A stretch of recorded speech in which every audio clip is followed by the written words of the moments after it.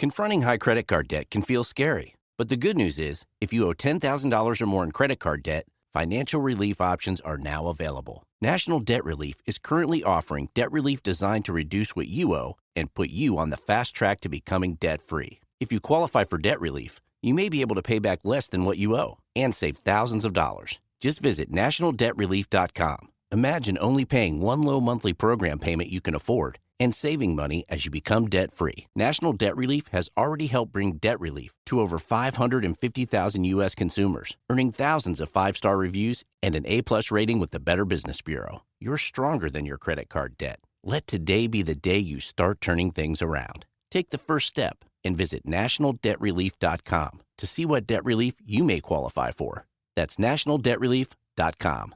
I heartily endorse this event or product.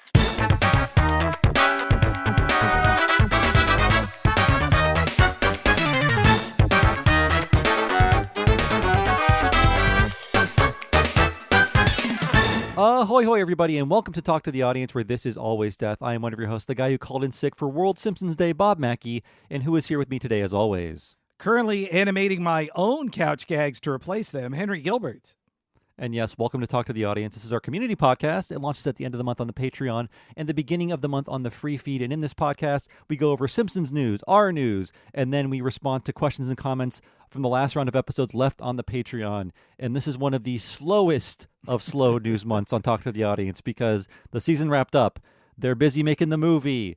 Nothing new is really happening, but we're going to make the most of it as we usually do in these slow news months on Talk to the Audience. Yeah, there aren't new episodes to talk about. There aren't teasers for new episodes to talk about. There hasn't even been, in the summer at least, we would get, it's Comic-Con, so there's going to be some news out of that. That hasn't happened yet. We're just in this new fallow period that exists since Simpsons seasons will seemingly only be from September to February from now on. When did season 37 start? Was it September? No, it might have just been like right before Treehouse. I feel like there actually were ones before Treehouse this year, so I think it was actually like early April or early October. Yeah, because now I feel like the fallow period for Simpsons is now 8 months because season 37 began like the last day of September practically. So it's basically October to February new episodes, and then mid-February to late September, nothing. So this is, I guess, kind of unprecedented when it comes to lack of Simpsons content. We're like living in the season 1 era of The Simpsons when the episodes, we have 13, and then we're like, we want more.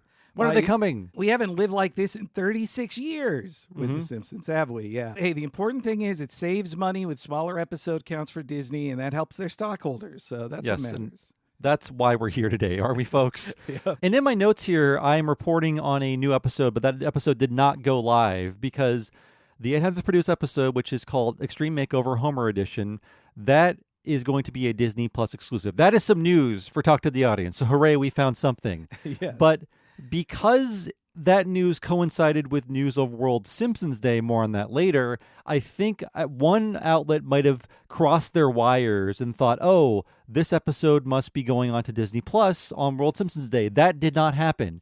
I think it should have happened. There should have been any new content on World Simpsons Day. Again, more on that later. But you might have seen many news articles saying, Extreme Makeover Homer Edition coming to Disney Plus on World Simpsons Day, April 19th. That did not happen. Currently, we are at April 23rd. Still no episode on Disney Plus. Yeah, as you put in the notes there, that is the 800th produced episode. And I have fuzzy memories of them saying like they wanted it.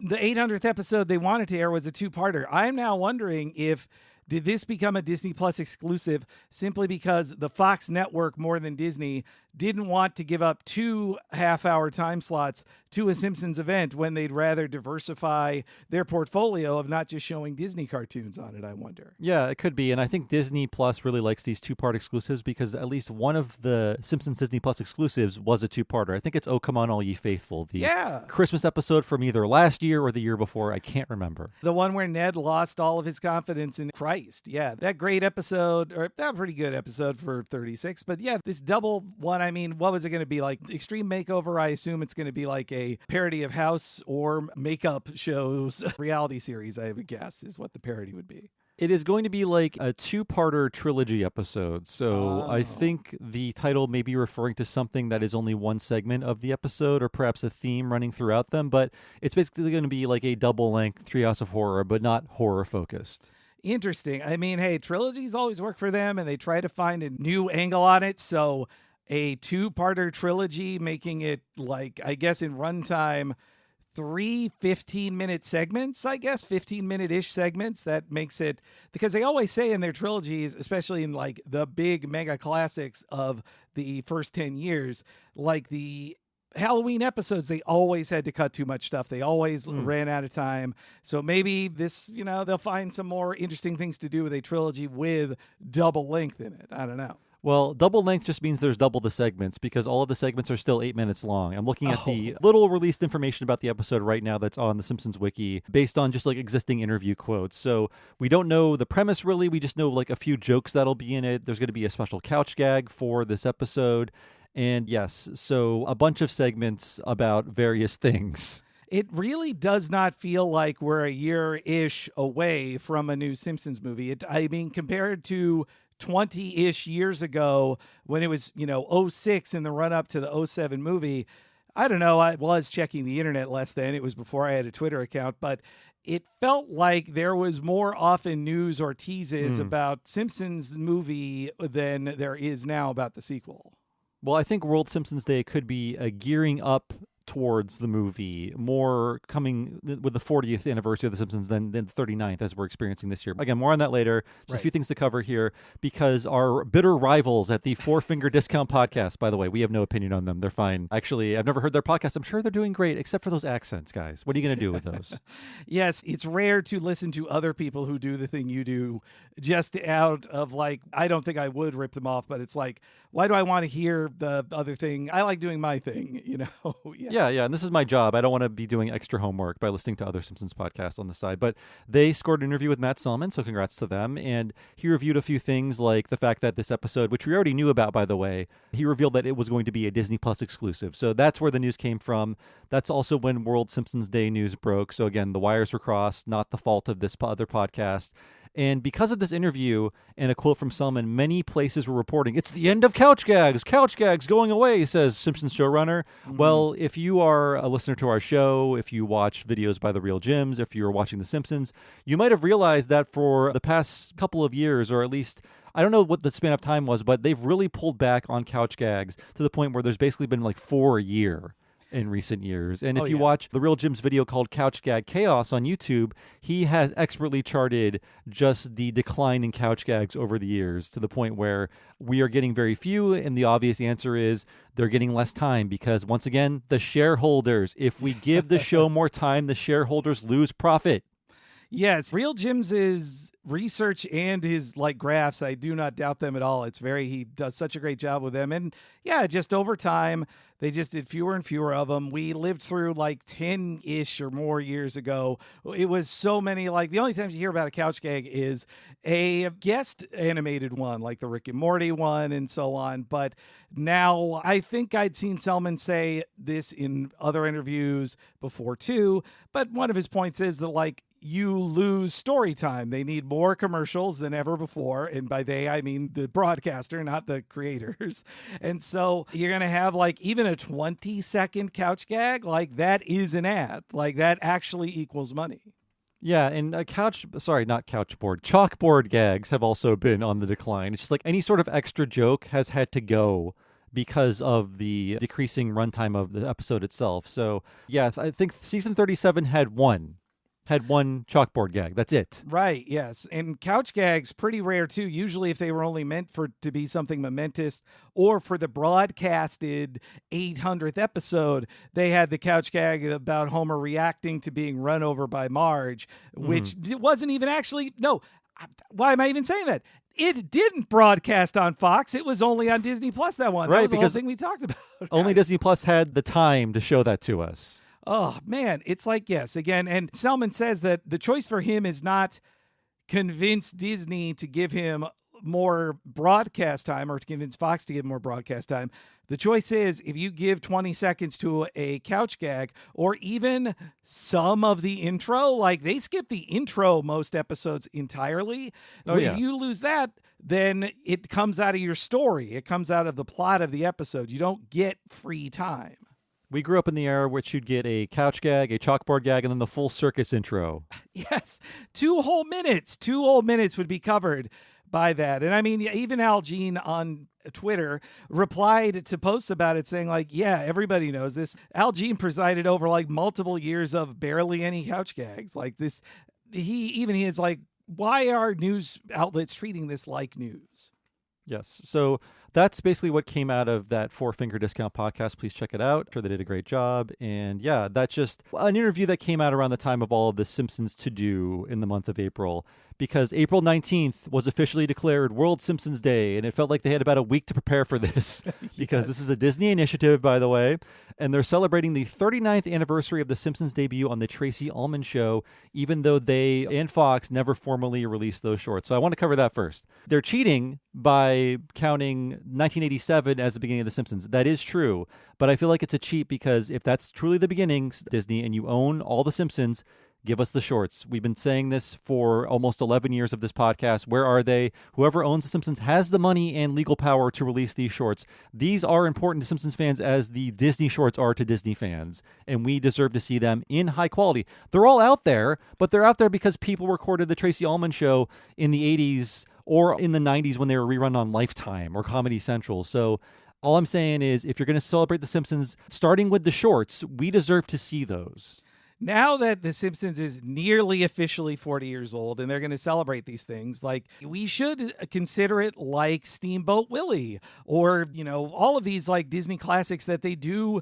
Obviously not every Mickey cartoon is on Disney Plus. In fact, they could do with a lot of them, but very important ones are like, I want every Simpson short in there. At the very least, can't have the very first one other than if you have to tell people like, well, pull it up the 138th episode spectacular. That's the only way you can watch it on Disney Plus.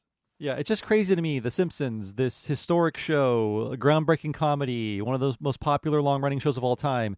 Every time you talk about The Simpsons, you have to mention, of course, it started on the Tracy Ullman Show, and of course, you're never allowed to see those. Never. Yes. I think back when we interviewed David Silverman a while back, I think we had like inconclusive answers from him of why they're unavailable. I know, like, I have seen recent interviews where he loves talking about those shorts. Like he wants to celebrate those shorts. And I, again, am left with the thought of like, I think it's one of two things. One, Matt Groening really doesn't want people to see them, or he just thinks they're not good enough or too raw. But second, I now am more of a way of thinking is that after Tracy Ullman sued Fox, that either Fox and or Gracie Films / James L. Brooks simply don't want to give her whatever money or would come from airing Tracy Ullman content by sharing the shorts.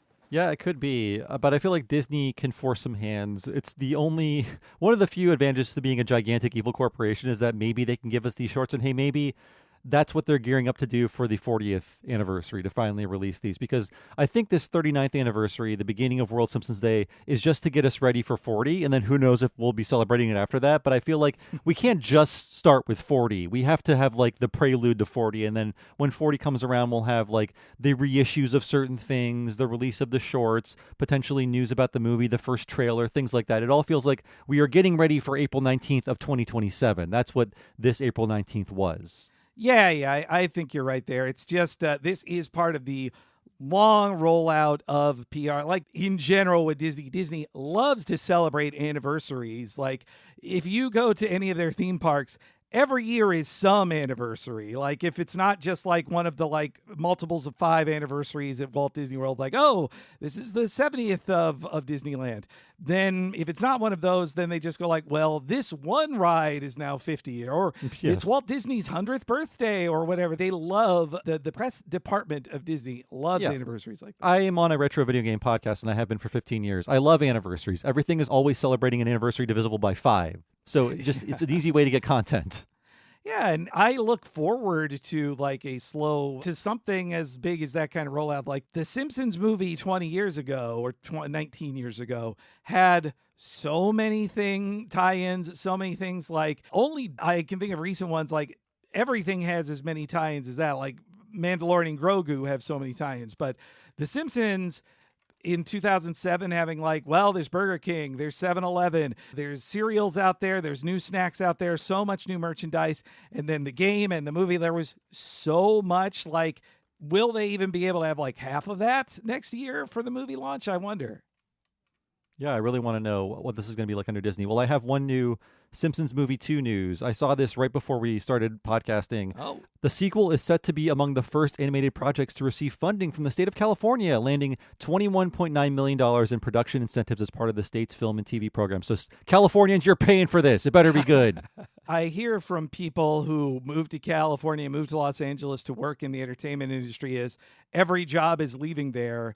And so if California is like handing out free money to businesses just so they stay there, I hope that at least helps the actual people instead of the Bob Igers of the world. But though, yeah, I'm sure they're going to be animating this a lot in California for They're sure. going to be doing some drawings there. Yes, they will. They will. Hey, I'm glad that means that at the very least, the higher level stuff will be there. Though, man, I'm still wondering, especially because that Coyote versus Acme trailer just came out, which looked funny, and I think it could be a good movie.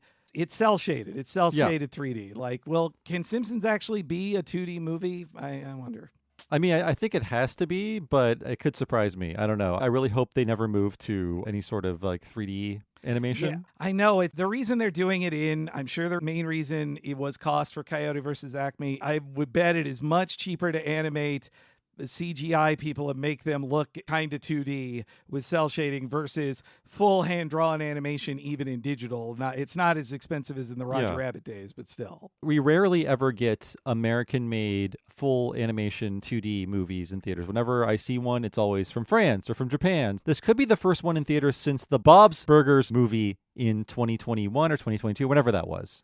And that was like barely released thanks to the pandemic as well. So yeah, I hope so too. It makes me scared. I see things like that Coyote versus Acme. I'm like, oh yeah, of course that's to all be CG. Like even the stuff that's just supposed to be a Roadrunner cartoon, that could have just been 2D animation, but no, it's CG as well. So there were a few things announced on World Simpsons Day. I don't want to poo-poo it too much, but it's basically just merch. But like Songs in the Key of Springfield is getting a double LP release. That's fine. I've heard that album a gazillion times. I don't need it again, but it's cool. It's a cool collectible. I'm not going to argue about that. There's like new hats that are already all sold out. There's like new merch, but we don't really report on merch anymore because there's always new Simpsons merch and it's never really that interesting anymore. Yes. I mean, I think I have now seen 5 different recent releases of things advertised to me on like Instagram of Homer in the bushes meme of like from 5 different companies. Like that's just how many ways that one specific moment is getting merchandised these days that it's not worth reporting on. It would just be so redundant in our news section here. I mean, like, there's new shoes. I'm so tired of Simpsons shoes now. First they were cute, and now I think they're annoying, and I want them to die. The Songs in the Key of Springfield as a vinyl, that sounds fun, though. I bet all of these, like, if they're limited drops, then they must go out of print very quickly, and the only way you're getting them is at a markup on things like eBay, right? Mm-hmm. Yeah, so I'm glad they did something, but I feel like this was all scraped together the week before, and they're like, oh, shit, what's releasing? What's coming up? We can just say, we can tie this into the anniversary. So, again, not trying to be too negative here. I feel like this is establishing World Simpsons Day so we can all have a grand 40th anniversary with The Simpsons in 2027. I think when I saw that it was World Simpsons Day, I only knew it on that day. And I tried to make like a quickie post of trying to draft on that popularity of just like to promote our podcast on Blue Sky, but it did feel like, wow, if we don't know about this, then this feels very last minute planning here.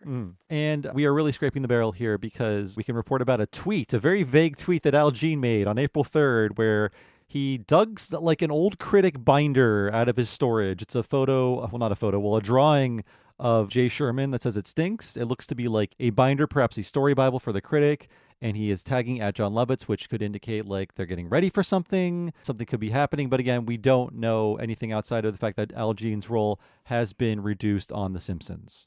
I would guess he's at least taken some meetings, the very first start of meetings with people. That makes me hopeful for if there were to be more Critic episodes that might actually happen. So how involved will Mike Reese be in it too, I wonder? And also, will James L. Brooks really sign off on it? And lastly, production on animated shows takes so very long that he could get it sold tomorrow And I bet it take 3 years for us to get 10 episodes of it on Prime, let's say. Yes. Yeah, we'll get it eventually, but it's not going to be a huge order. Like, I was just thinking today because the Clayface trailer dropped, and I was thinking, oh, right, there's another season of that Cape Crusader show coming out because Amazon ordered 20. We got 10 in 2024. It's 2026. I hate waiting 2 years to see 10 episodes of something. It sucks. Thanks for bringing that up. That reminded me, it came up in a news story I read. I think it was a Hollywood Reporter this week. It was a small part of an article on why did J.J. Abrams fuck up? Or because I don't know if you saw, but Bad Robot, his company, downsized and sold their Los Angeles office and are moving to a smaller office, I think, in the New York area. And it was seen as just like this moment of, oh, things are really changing. J.J. Abrams lost his big overall deals and can't keep up his big production studio going in Hollywood. And Batman, that animated series, The Cape Crusader, was listed in there of part of when Warner was losing faith in Abrams was effectively canceling the series unless Prime picked it up. Yeah, it's a weird situation there. And I'm just hoping for the best for Batman in general because, Henry, as a Spider-Man fan, you're eating good. Yes. We Batman fans are clanging the silverware against the table, yelling for more. Batman is in a very weird place where, at least theatrically, they are waiting. The James Gunniverse is waiting for The Batman Part 2 to come out, which apparently will take a decade. Yes, Matt Reeves, get off your ass. But they won't make other Batman things instead. And so Clayface is the closest. I don't know how they're going to make a Clayface movie that doesn't have Batman in it, but already I've seen people pointing out that there already was a Clayface in the James Gunniverse in the animated series Creature Commandos, which I thought was all right. Clayface appears in it, but he's portrayed as a fat gamer, nothing like the dude who's in the trailer for Clayface the movie. So people are trying to go wait, I thought they're supposed to be the same Clayface in this shared universe, right? This doesn't make any sense. Yeah, I'm not a fan of this Batman spinoff stuff. I know The Penguin was a good show, but I just want my Batman. Yeah. Well, that Penguin show, what I liked about it was that it just so openly imitates Sopranos with cast members and shooting style and everything. I didn't care for the Penguin in The Batman, so I didn't want to see more of him.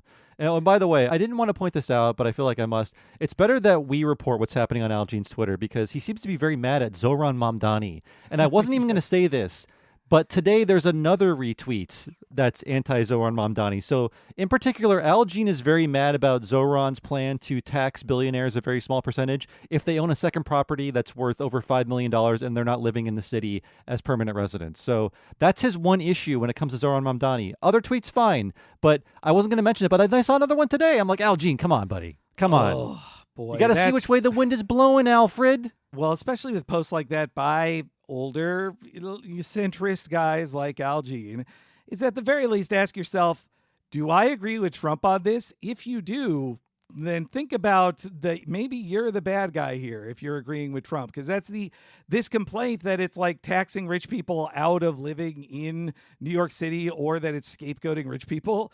That's exactly how Trump is literally complaining about this tax as well and hatred for Mamdani. Yes, we don't need to explore his politics in full, but I was just a little put off by that. I mean, there are other things to complain about if you want to complain about Zoran Mamdani, I'm sure, but that issue seems like a very bizarre thing to fixate onto the fact where you're retweeting articles about it over and over again. I'm like, come on, dude. Maybe he needs something else to do. Maybe that's why this Critic thing is a good project for him, because he's just twiddling his thumbs in his consulting producer job. He's not running the show anymore. We need to get him off Twitter and onto writing jokes for John Lovitz.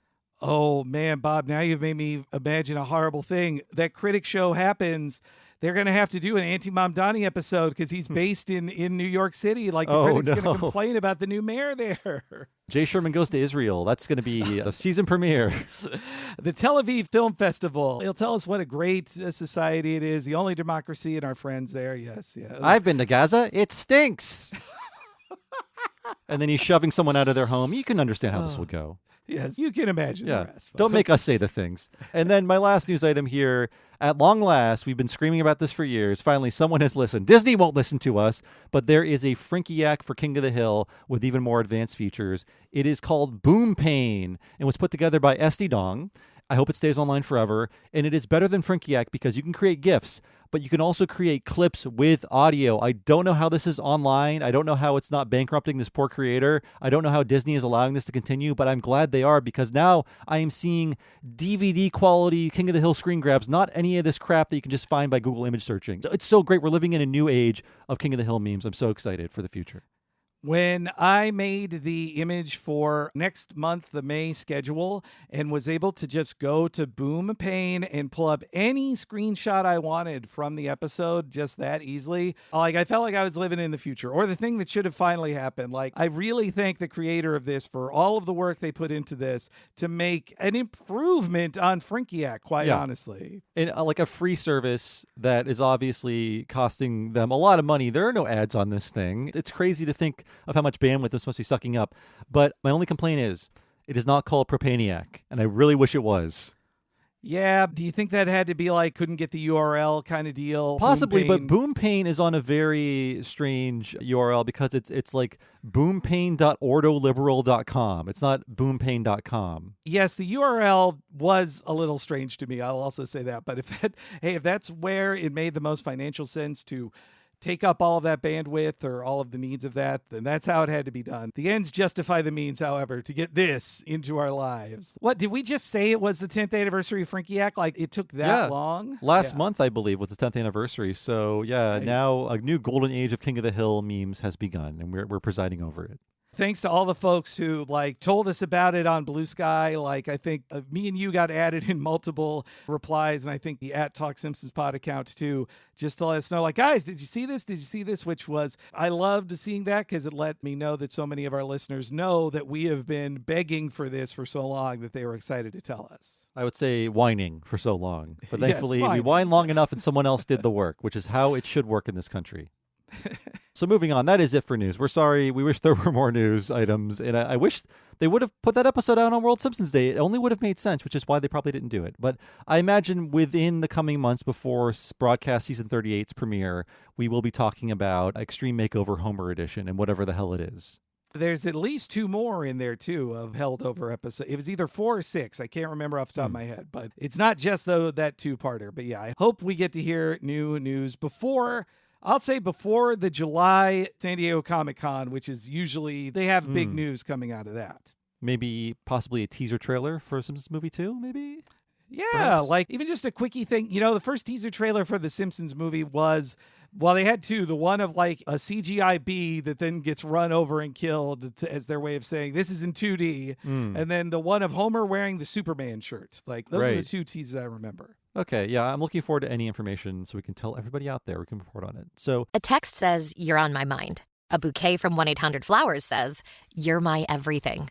Heartfelt moments belong in the real world, not just your phone. For 50 years, 1-800-Flowers has helped millions of people make memories that'll last a lifetime with gifts they'll cherish forever. Their expertly curated arrangements and gift baskets ship nationwide with a 100% satisfaction guarantee. Don't wait for the next big moment. Make it when you visit 1-800-Flowers.com/podcast. That's 1-800-Flowers.com/podcast.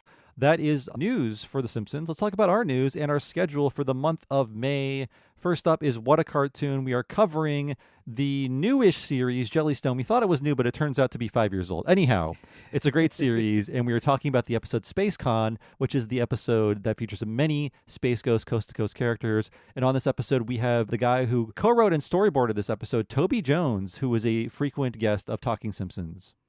Yeah, it was great to talk with Toby about his work on that episode. His viewpoint from working on Jellystone in its second production year, 3rd season that aired on Max Original, and all of that complicated stuff we dug into, plus a fun history of just the Hanna-Barbera franchises and many characters. And Toby is always a fun guy to talk to. He even gave us a couple of light teases of his work on the upcoming regular show, The Lost Tapes, that he's been working on more recently. But yeah, SpaceCon, what a fun time that was. And if you like podcasts that are more than 3 hours long, you'll like this one. If not, well, listen to it anyways. It's free. Yes, you got to do it as regardless, whether you like it or not, you must listen to the SpaceCon. You have to listen to it. So on the Patreon at patreon.com/Talking Simpsons, of course, we have our regular miniseries episodes. The first is Talking Futurama. We are covering the Futurama episode Cold Warriors, in which Fry brings the colds of the 20th century to the future, and they have to deal with a global pandemic with quarantining and all that fun stuff that we lived through.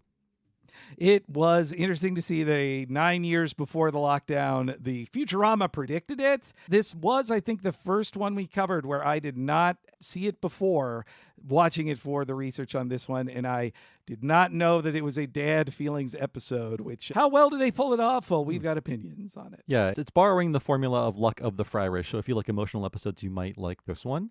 And for Talking of the Hill, we're covering the King of the Hill episode, Bill of Sales. We actually just recorded that before we started recording this. It is a fantastic episode with Bill and Peggy. Peggy basically turning Bill into an unpaid volunteer to help her sell products through her MLM program. And we finally are confronting the Bill's feelings for Peggy and how that the fallout from that is very interesting. It takes a lot of unexpected swings that you would think for a sitcom. It also delves deep into mental health stuff that I feel like people didn't think got explored in TV shows back in the year 2000. And it's just a really good, dark Bill episode and a perfect Peggy episode about her acting horribly. And for What a Cartoon Movie, we are covering Winnie the Pooh, the 2011 Winnie the Pooh movie, the last traditionally animated Walt Disney feature, period. That is it. This came after The Princess and the Frog. Most people forgot about this movie and its existence, but we are going to be covering it. And I have actually been doing a lot of Pooh research. I've been deep in the Pooh, as they say, just digging through it with my hands. And so far, I've rewatched The Many Adventures of Winnie the Pooh, and now I'm watching the very interesting and strange series of Aughts Pooh movies. I just watched the Tigger movie.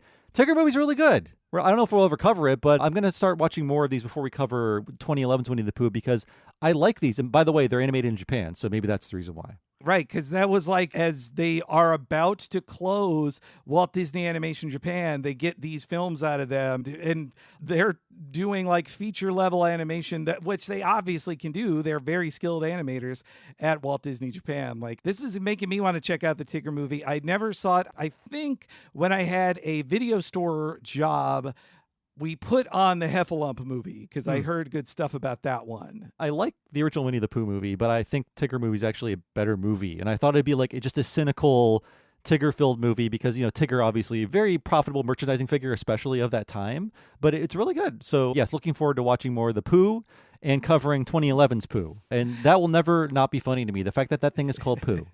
This is why they cannot sell it to anybody above 5 years old. That's the hard part of it. Yes. So yes, that is available. The preview is available for free. But if you want to hear the entire thing, please go to patreon.com/Talking Simpsons. Sign up for $10. You can hear that, which is probably going to be like 3 to 5 hours long. And then a huge back catalog of What a Cartoon Movie episodes, nearly 8 years worth of them. So check that out there.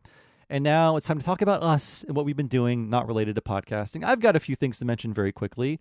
In terms of video games, I've been playing Pragmata, which I've been saying a lot in Hank Hill's voice for no reason. I had my doubts about this game. It's made by Capcom. I played the demo and it kind of won me over. But initially I thought, oh, it's a dad shooter. I'm kind of over this. But then I wasn't trusting Capcom enough and the institutional knowledge they gained from not laying people off every 5 months. And this is a very, very well-made game that is not the kind of game you think it is going in. Because when you play a dad game, most of the dad games like The Last of Us, etc., it's like sitting down with a guy at a bar. He's very drunk and he's telling you how much he'd kill for his children. And so games like The Last of Us are about like, I can't really stand my kid, but I will kill tens of thousands of people for them because I'm a dad, damn it. But this is about exploring the softer side of being a dad more than it is about I will kill for my kid. The same with I watched my husband play the more recent game called God of War, which is also a dad game. And in that game, it's like not just teach him how to kill, but also like, okay, I've been with you as your first kill. Here's how you end a life. Like, it's such that the American expression of masculine fatherhood is murder and death and hate and anger. And yeah, I actually played the demo last night, and it is just that your little robot girl pal is just saying nice things like, actually, maybe you should look over there. Ooh, this is fun. Like, and she draws a fun, like, colorful crayon drawing at the end of it. It's nice. Yeah. The bond between the two characters is very sweet because you're playing like basically a Space Marine type and your partner is like a little robot girl. But then the shooting gameplay is really good. Like, I've compared this, like, this is like an ideal 2009 video game. Just, it's like a 10-hour game full of like inventive shooting mechanics. And it does remind me a lot of Vanquish in that sense. but essentially you are using the little girl character to hack enemies while you're shooting at them. And it really doesn't get old because they throw enough curveballs at you to keep you on your toes. Like, oh, you're used to this enemy in this kind of hacking style. Well, here's a new enemy that requires a different approach entirely. And the levels are very dense and fun to explore. I am very impressed by Capcom launching this new IP. As much as I complain that they don't make new Devil May Cries or Phoenix Wright, I'm glad that they launched a completely new idea, and I was proud to support it. So Pragmata is very good. If you don't believe me, again, check out that demo. It's great. They have been promoting it for what felt like years at this point, and I was happy to see it was released. And yes, hearing you compare it to some of my favorite games of that era, like I've seen other people mention Dead Space as well as Vanquish. And when I played the demo too, it reminded me of like what my favorite thing with playing Resident Evil, the 9th Resident Evil last month, was it also reminds me of the RE4 gameplay that Capcom is so good at, like a different evolution of it. And I can't wait to play more of it. I think it is going to be my next game I play. Yeah, I said it earlier, but I'm glad I can trust Capcom because like Nintendo and a lot of other Japanese companies, Capcom doesn't lay people off, like American companies do or other companies do. So they have people who have been there like 20, 30, 40 years, and that institutional wisdom makes games better. That's why these games are so good. As opposed to, say, like when Ubisoft just announced a re-release of a old Assassin's Creed game, how many people that made that game, 15 years ago are even still employed by Ubisoft? 10%, if that?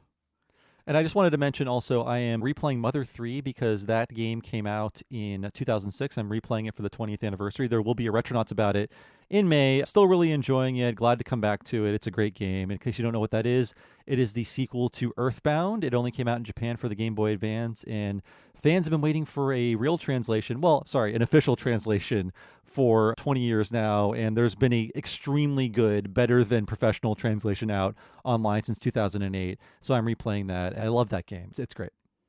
It's been sitting on our Steam Deck for years now. That was the most recent time my husband set up an emulator for me on it to be like, okay, seriously, you should play Mother 3. I still haven't. This 20th anniversary, that needs to be my next road trip or a lot of flights games. It's an RPG that is about how capitalism is evil. I think you get down with that. I love those. Especially if you play it for free. Ha-ha. It's in the spirit of the game. In terms of watching stuff, I've watched a lot of stuff, but I wanted to call out a few movies. So in terms of anniversaries, it was recently the 30th anniversary of Mystery Science Theater 3000, the movie. And I watched that movie so much in the first 10 years of its existence, I did not watch it for the past 20 years. So I took this opportunity to buy a Blu-ray, which I rarely do, in order to enjoy the movie and all the extras. And I think it should be reevaluated. While I'm not a fan of the host segments, the non-movie parts, I think the writing in the riffing sections is like some of the most top-tier comedy the show has ever made, and you could tell they worked very, very hard on it. And a lot of it is locked into my mind forever, but I was just kind of like sitting in appreciation of how good these jokes are in this movie. And I know it was a big failure. I didn't get to see it. So I forget, Henry, did you get to see this movie in a theater, Mystery Science Theater 3000, No. the movie? Okay. Believe me, I would have, but no, it was not showing anywhere within 50 miles or 100 miles of where I lived back Yeah, then. same here. Yeah, it got a very limited distribution, and I never got to see it in theaters. And then it's funny to think that this failed, but now we've been living with nearly 20 years worth of Riff Tracks live in theaters, and now Mike and Kevin and Bill are coming back, and Trace and other people are coming back to make Mystery Science Theater again. So I'm glad that this was not the end for them, because the movie could have been the last thing they did if they didn't get picked up again and, Riff Tracks didn't exist and so on. That movie, also, I watched it on VHS like 8 million times as well, I think, as it was for a time, until I started taping more again off of Sci-Fi Channel. Like, it was one of like 6 VHS tapes officially released of Mystery Science Theater I watched. I remember putting on the DVD when I worked at the video store, but I don't think I have watched it in full. Definitely not in the Blu-ray release, though I probably own it. But, well, and then... Henry, I need to know if you own this. Well, okay, if you give me 1 second. Okay, we're going to pause. We need to check in on Henry's inventory. Oh, Henry is presenting it. Henry does have it. Yes. Can you hear the plastic still on it there? Yes. I've not opened it. Henry, you really need a spreadsheet. I was gonna, I downloaded from listening to Tracy Letts on the Blank Check podcast about his collection of physical media. I downloaded the app he says he uses, which is CLZ Movie. I just haven't gone to the trouble of scanning. That's going to be like a week-long project. Yes, yeah. That'll be a staycation I do. Instead of going somewhere, I'll do that. But yeah, I just wanted to reevaluate that movie. I have a lot of fondness for it, and I see people being kind of dismissive of it, like, oh, it's just an okay episode. I feel like, the sketches are not that great. I feel like they're too in love with their expanded sets, the things they can do, and I understand why. But again, the movie segments are just so funny, and I wish they had more time in the theater because that movie is shorter than an episode. I think another thing that made me less wanting to watch it in the last 10 years was having it confirmed in, multiple oral histories and interviews that, like, this is why Joel quit the show. This is what caused, like, multiple rifts in it. So it's almost like watching, like, the near killer of Mystery Science Theater is to watch the movie, unfortunately. Yeah. I recommend people watch it, and it gave me, not like I lost respect for him or anything, but I have a new appreciation for Trace's Crow, because I feel like I've seen a lot of Bill's Crow lately, gearing up for his new episodes of Mystery Science Theater. I think Trace's Crow is just as good, a different expression of that character, and I sound like a crazy person, but I'm right. I need to reevaluate my Crow rankings as well. I love them both. Crow is my favorite guy of the three. Now there are too many Crows. Yes, Hampton Yount, I can barely have opinions about him, let alone the Crows beyond him. I just can't. Yeah, I feel like in this new Mystery Science Theater iteration, we need to have like a mind swap and have Trace be Crow for like at least one segment. I want to see him back with the puppet again. No offense to Bill, I just want to see, it's been 30 years. I just want another taste of Trace Crow. Yes, I hope to see that too. God, oh man, all their updates have been so great. Watching them build physical fucking shit to acting. Oh, I'm so excited. Yes. Yeah, no green screen. It's all real, built by old men. Yes. So this is interesting to Henry, I think. Now, Henry, I watched the 1989 Punisher movie. Have you seen this film? At best, I watched it on like either USA or a VHS tape a long time ago. Yes. Yeah. We put it on as a goof. My wife likes The Punisher. I have no opinion. But this movie totally owns. It is like a real-life McBain movie. It is so over the top. And I'm like, who is this director? I've never heard of him. He directed this and like a weird buddy cop comedy with zombies. I think it's called like Dead Heat or something like that. Oh, okay. It turns out he was James Cameron's editor. He edited things like True Lies, Terminator 1, Terminator 2. And that is why this movie is directed so well, because, a lot of the directing happens in the editing bay. So I trust this guy. But I feel like people think this is trash. People think like, well, it's not really the character I love. It is like gonzo 80s over the top, extreme violence and like just very creative action set pieces, wall to wall. Like, it did remind me a bit, this could sound hyperbolic, it reminded me a bit of Fury Road, where there's never a break. It's just like crazy thing after crazy thing after crazy thing, and I'm never bored, and it's 89 minutes long. It is superb. And I recommend you watch it, Henry. If you like John Carpenter movies and things like that from the 80s, I think you will really dig this film. Wow, that is quite an endorsement. And I saw a similar positive endorsement from Nina, who does like the Punisher comic, or the Punisher character. Yeah, I only knew it as like, it would be on a list of bad Marvel adaptations because he doesn't have a skull on his shirt in the movie, and is it even really the Punisher and all that stuff. But like, Punisher's background and the character lends itself perfectly to a cocaine-fueled 80s film. Yeah. Yeah. I gave it 4.5 stars and a like on Letterboxd, so I am not a hipster snob. I am adding that to my watch list. I will be giving that a watch. Yes, I really recommend it. And also, hey, we watched the Super Mario Galaxy movie, but you can listen to Retronauts about that. We shocked everybody by liking the movie. I'm not calling anybody out. A few people, when we posted the episode, they said publicly, like, I'm not listening to this. I know you'll hate it, but guess what? We didn't hate it. Don't jump to conclusions, guys. In general, I recommend you listen to a podcast before you comment. Yes, or wait to see at least what somebody else who listened to it says actually happens in it, then, at the very least. If the title is like the Mario Galaxy movie, Why It Sucks, then yes, you're welcome to comment. But please, I recommend you listen to the things we make, and then you're free to respond. We really did enjoy it more than we expected. It was very interesting. I guess Retronauts will be on the free feed now, right? Now, when this comes out, I think. I think so. I think by the time this comes out. And Henry, what are you doing with your Yoshi popcorn bucket? Do you put your weed in there? No, right now it's just sitting next to 2 other popcorn buckets in the living room on the shelf. What are those? One was my purchase, one was my husband's. I bought and will own up to it. A lot of people invested in the Galactus head Fantastic Four bucket. I don't want that. I wanted the Herbie the Robot one because he was basically life size. So I got that one. And then I approved my husband purchasing this, but it was his purchase. when we saw a Goofy movie in theaters, they had a Max as Powerline, like doing one of his dance moves, popcorn bucket as well. So. The perfect cast? Oh, yeah, it is. It's the point up part of the perfect cast. That's right. Yes. Mm-hmm. So those are our two.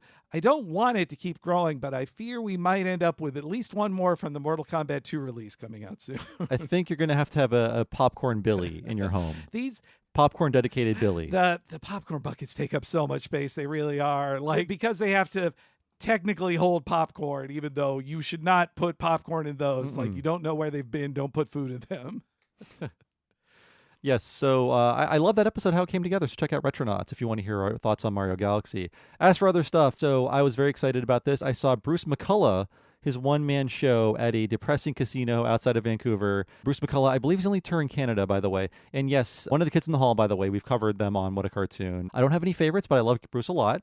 And it was great. Just a great dark comedy show where it's basically just him on stage doing a lot of bits, a lot of jokes, a lot of stuff with the audience. I had a great time. I'm not sure where he's going or if he'll come to the States, but I thoroughly recommend it. I don't want to give anything away, but there's an album that he has out now, and I believe a lot of the bits he does on stage are on that album too. I saw there was like Cabbage Head merch there even, right? Like a t-shirt I saw. Yes. He's like, well, here's a reference for you. Cabbage Head won't be here. I mean, like 30 plus years ago, he killed off Cabbage Head graphically in a sketch because he'd hated playing him, right? At one point. Yes. This was the Dark Purple Slice tour, by the way, and I believe the album is called Dark Purple Slice, so if you want to listen to some of those bits from the live show, it definitely, I was laughing a lot. It was a great time. That casino, though, I've been to casinos before. This was the oddest casino I've been to because it's what I'll call a royalty-free casino in that none of the slot machines were based on IP, except for one slot machine that was based on Whitney Houston.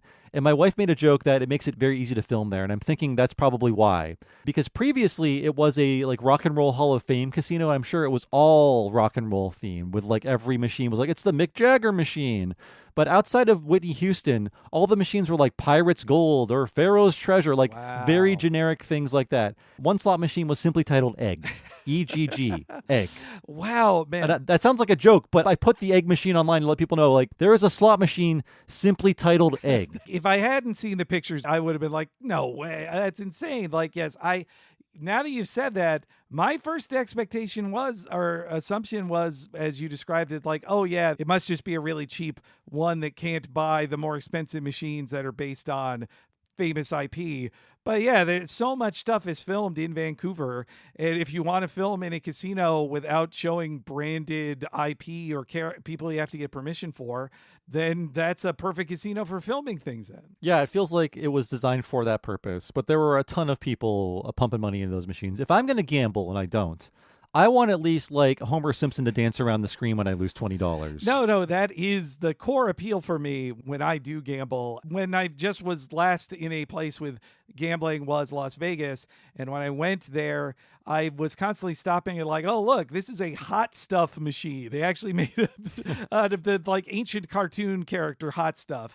Oh, the little devil. Okay. Yeah, like Jesus. That's how, when they scrape the bottom of the barrel that much, I'm like, well, I have to put money in the Hot Stuff machine. And guess what, Bob? If you hit the bonus game on that, it plays the song Hot Stuff, baby. They play the songs. They even paid for that. Wow. I bet it was very cheap to license Hot Stuff. They're like, you take it. Like, take it off our hands. We'll pay you. Also, a part of living in Canada is learning about the culture and how they have different bands, like Prozac, which predates Gorillaz with a Z, as a band featuring cartoon avatars. And guess what? They're playing in Vancouver. Nina is, I would not call her a fan. She's just aware of them, but she thought it would be funny to go to one of their concerts. And hey, it was pretty fun. And behind them, as they were playing all of their songs, we basically watched all of their music videos, which were very early aughts, like webtoony style cartoons, and they were fun. I will say it was a fun little show. I'm not going out to buy more Prozac merch, but it's cool to see this little band that I've never heard of, that a lot of Canadians have, can just fill a room. It's great. Isn't it cute they have their own music up here? Their big hit is Sucks to Be You, right? That's the one. Yeah. Oh, yeah. I was going to say, if you want to look up their videos, look up Sucks to Be You. But you can see, like, by design, they look like they should be in a Penny Arcade comic from, like, 1998. That's the vibe they're going with these designs. I am aware of Prozac and a few other of its era Canadian bands and VJs because briefly in 1999. We got Much Music on Florida, our Florida cable package. So I was like, it turned into a new thing I could watch music videos on. If like, oh, VH1 or MTV doesn't have a fun music video, what's Much Music playing? And I felt like, thanks to them having less money, they more often played music videos than MTV or VH1 did. Yeah, possibly. I'm not as familiar with Much Music, but you would see these guys on Much Music a lot in, let's say, 2001. Maybe. It's how I'm able to shock when we have Canadian guests on for the first time. I drop, like, Luke Savage has been surprised at least once with me saying, like, oh, well, I know who Ed the Sock is. And he's like, what? I thought we contained that. You should know who that is. I know who the Red Green Show is. Exactly, yes. It broke containment to some Canadian things. One last thing I want to mention here is that I did the Vancouver 10K Sun Run. Now, big asterisk there. I did not run the Sun Run. My wife did. Congrats to her. Yes. I did more of a funky power strut for 10K. And here's the thing. I just want to point this out because I really felt my age due to this event. I love cardio. It's like my favorite kind of exercise. And I was doing it 2 times a week. I amped it up to 3 times a week to prepare for this. And when I do cardio, it's like 1 day a week I do spin class. Another day a week I do elliptical, standing, like one of the highest settings on the machine. Another day I do sit down cardio. I love cardio. And I was like, I could walk 10K. I could power walk 10K. I was aching for like 3 days. My body was very hot. I felt like I was shutting down. And I was like, well, I guess I am turning 44 in a few weeks. So this checks out. So I probably will do it again, but I'm going to clear the next few days off my schedule because we had a recording the next day and I was just like, I could just feel my heartbeat in every part of my body. See, listeners, when you hear our one for Prankster Rap, see if you can hear Bob's heartbeat on the podcast. I'm in the background just going, oh. I was asking my wife, like, how did this happen to me? Because I've not had a car in 14 years. All I do is walk.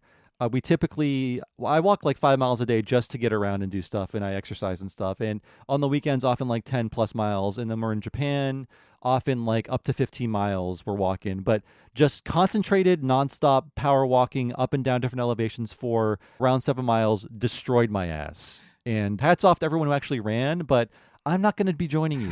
Next year, I'm also going to be doing the funky power strut with a few extra days afterwards, just kind of lay around and groan. Man, I try to do like 4 to 5 miles a day of, funky power strut level walking as best I can. And like a pace of, you're probably going at a faster pace. I try to stick to like a 3.5 mile an hour pace on them. And same with when I go on a treadmill. I feel like I'd be even deader from trying to do a 10K of that kind of focus walking. Also, outdoors on a sunny, it did look like a nice sunny day when you were doing the Sun Run. Oh, it was. Maybe that's what got to me. Maybe it was like partially sunstroke. I was all sunscreened up and everything too. I don't understand what happened to me. But again, it's like, well, I'm hitting my mid-40s and I'm glad I can still do this and live. Yes. So congratulations, Bob. You did it. Respect for sure. And I did some quick math here. I was going about 4.4 miles per hour because I did about 7 miles in an hour and 36 minutes. Nice. So probably like just a little faster, basically like a power walk. No. Hey, that's a good pace. 3 miles on that pace would leave me pretty wrecked, I think. So, yeah. And hey, if you want to dox me or whatever, you can go to the Sun Run website, type in Mackie and find pictures of me. I'm mostly just like looking at my phone while I'm walking because I'm pulling up new songs to get my heart rate up. I didn't even think about like, oh yeah, you can just still listen to your own music on it. You don't have to have headphones out to do It's true. Fun Run. But yes, that was mainly a story I could talk about where I can humiliate myself because yes, I am getting older. I'm not the spry 33-year-old who co-started this podcast. I'm now nearly 44. What's the word? Oh yeah, in yoga I do. They say like, elongate the spine to hold back the hands of time is what then. And those words mean more to me than ever now. More of my exercise should have rhyming in it. But hey, Sun Run, that's kind of a rhyme. Yeah, hey, you're getting closer with the rhymes there. Yeah, I don't know how much rhyming is in your spin class yet. No, the guy just says motivational stuff to us. But if only could rhyme, like spin rhymes with win, just start there. It is true. He says, I'm not calling this guy out because I think the stuff he says is actually like, I'm like, whoa, I'm like Keanu Reeves. My mind is expanding. He says, don't let the highs get to your head. Don't get the lows get to your heart. Oh, that's nice. Now pedal, you bastards. Another bit of wisdom I've gotten from the DDP yoga is like, whether you think you can or think you can't, you're right. So keep that in mind. Yeah, a lot of exercise now is like hearing platitudes while you're about to die. And then because you're about to die, you're like, wow. Yes. It breaks down your acceptance, your critical thinking for sure. It helps. And that's me. Kind of a slow month. And yeah, that's it for me. Ryan Reynolds here from Mint Mobile with a message for everyone paying big wireless way too much. Please, for the love of everything good in this world, stop. With Mint, you can get premium wireless for just $15 a month. Of course, if you enjoy overpaying, no judgments, but that's weird. Okay, one judgment. Anyway, give it a try at mintmobile.com/switch. Upfront payment of $45 for 3-month plan, equivalent to $15 per month required. Intro rate first 3 months only. Then full price plan options available. Taxes and fees extra. See full terms at mintmobile.com. Hey there, it's Wayfair here, where delivery and setup are as easy as a few taps on your phone. You're relaxing in an old hammock, scrolling Wayfair's app, when you spot it, a brand new patio set. Next thing you know, Wayfair delivers it right to your patio and sets it up. Oh, you need a new grill too?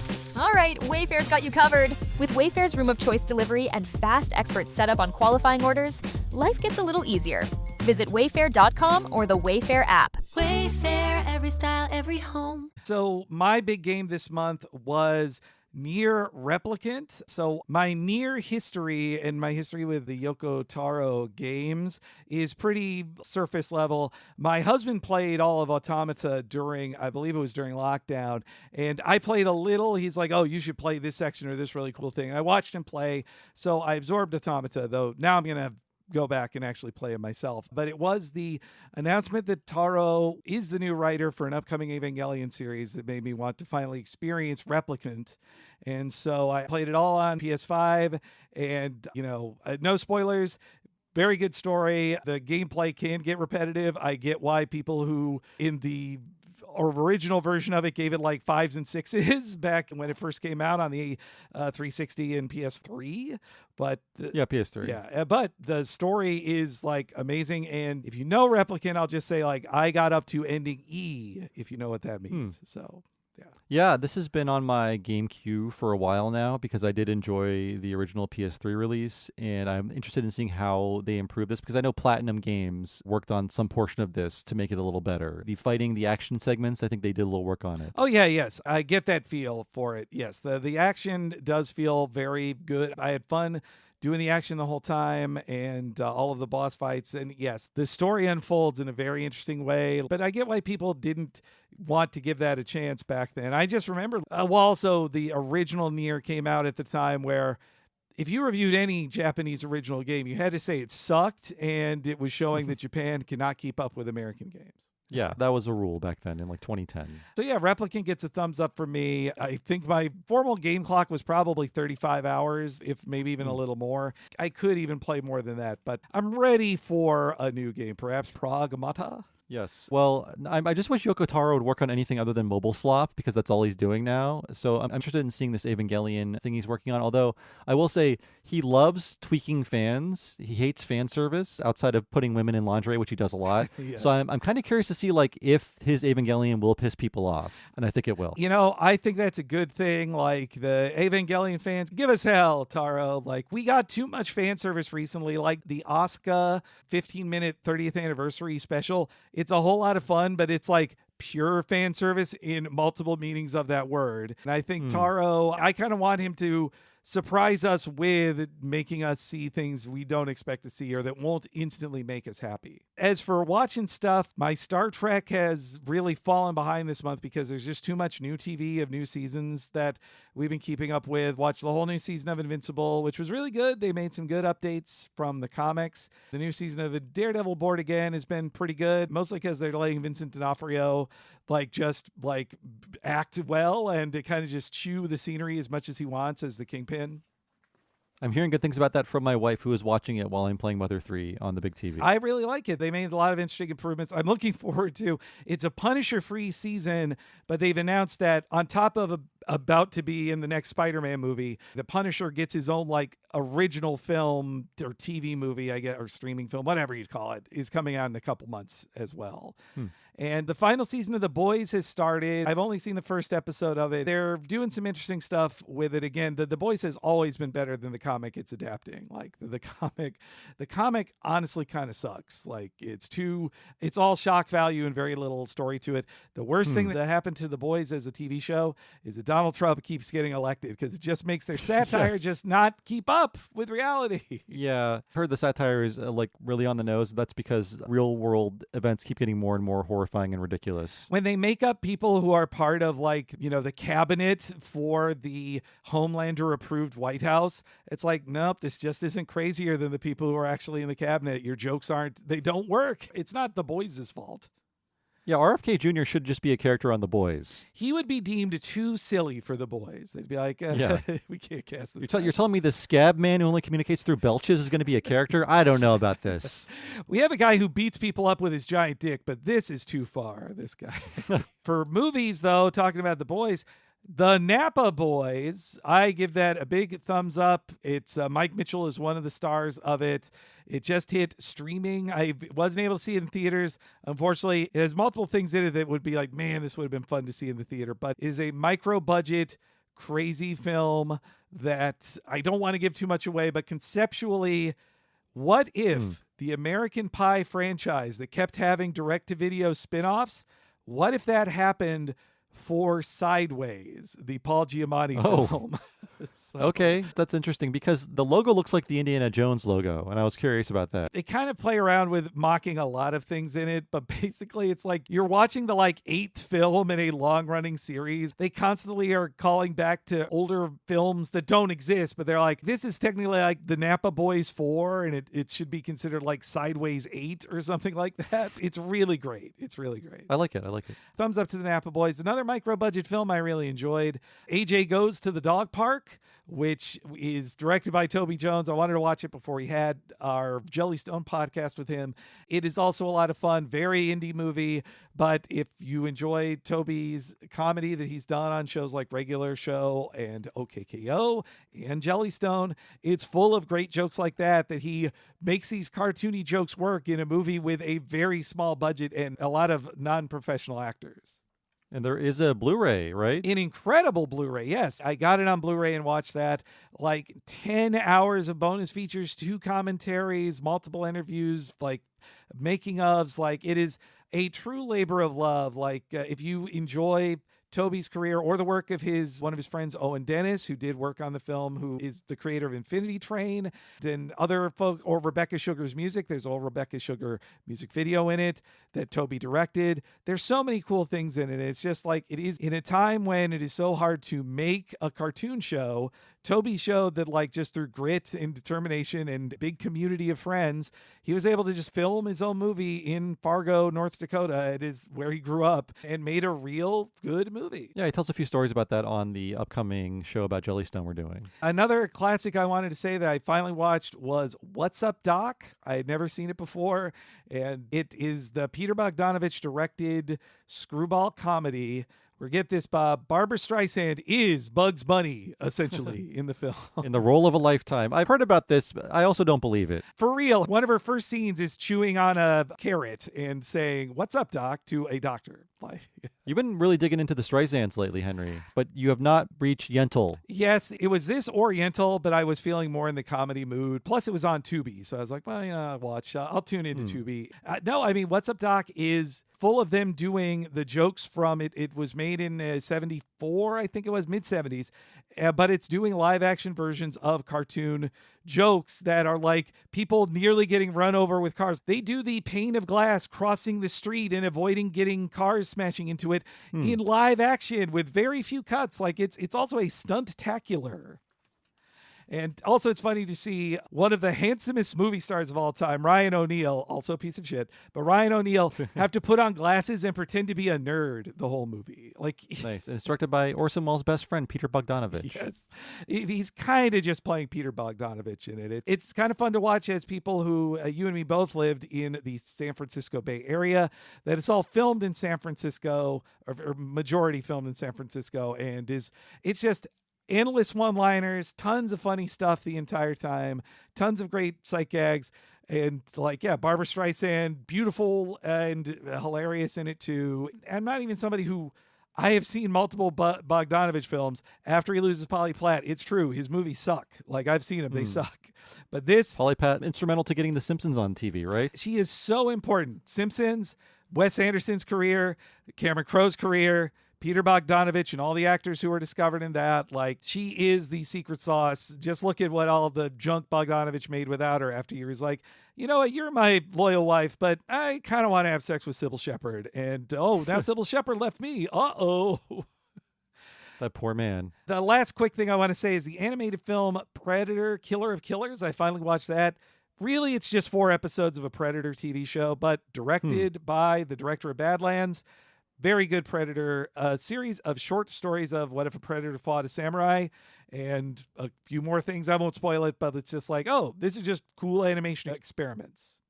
Yeah, I watched Prey for the first time this month, the Predator reboot, whatever you want to call it. Really liked it. I gave it 4.5 stars on Letterboxd. I thought it was just super inventive. I like how they kept things very small scale. It kept me wondering constantly, like, well, how are they going to defeat the Predator? Oh, yeah. I think you even saw it did you see it in the dub of the native language, right? Yes, I forget what language that is, but there is a dub in the indigenous language that the people speak in that world. Oh, that sounds cool. Which is our world, because they really existed. No, I only saw the first release of it in English. I'd be interested to check that out. Well, if you enjoyed Prey, Bob, I'd say watch Killer of Killers. Maybe should be your next one before Predator Badlands, which I also really did enjoy too. Is that the one where Elle Fanning is a robot? Yes, yeah. It's an entirely escort mission. I will say Killer of Killers, if you're a gamer, one downside to it is perhaps that it's all animated in Unreal, so it does look like you're watching video game cutscenes for a lot of the time. Very good video game cutscenes, but that might take you out of it just a little bit animation-wise. I think everything is done in Unreal now, though, right? Like most 3D things are done in Unreal. What Flow was animated in like freerware than Unreal, right? I think so, yeah. Yeah. Oh, sorry. The dub was in Comanche, which I feel like that's the wrong way to pronounce that word, but that's just the way I know how to pronounce it, Comanche. I don't know either. Oh, and I saw a Satoshi Kon triple feature at theaters, but you might hear me talking about that on an upcoming podcast somewhere else. I don't want to spoil it too much, but yes, I saw Millennium Actress, Paprika, and Perfect Blue together in one 6-hour marathon at the SIF Theater downtown in Seattle. That does sound kind of mind-numbing. 3 cons in a row? Sounds like a real con job, Henry. I'm glad it started with Millennium Actress, though it does make Paprika seem a little more mid after you've seen his best movie and then watch like his... And when I say mid, Paprika to me on my most recent watch, 3.5 stars to me. But that's just because like it reminded me like, oh no, he did this story pretty much the same and better in Paranoia Agent. Yeah, I don't really like Paprika either. It's been a while since I've rewatched it, but I'm curious to see it again just to reevaluate it. Again, I said this before, when I saw Paprika, I thought, well, there'll be another movie. Yep. There wasn't. Nope. And I saw Perfect Blue. He did it next to, I sit down in my solo seat, and then coming to sit next to me is a woman about my age, and then with her is, I am assuming, her like 17-ish-year-old son. And I was like, oh boy, you guys are watching this together, huh? Okay. All right. They could hit. I mean, you've given me plenty of warnings about this movie. When I saw it, I was just like, it's just a 90s thriller. There was some discomfort after the movie with those two at the very least. But no, it was... What did they do?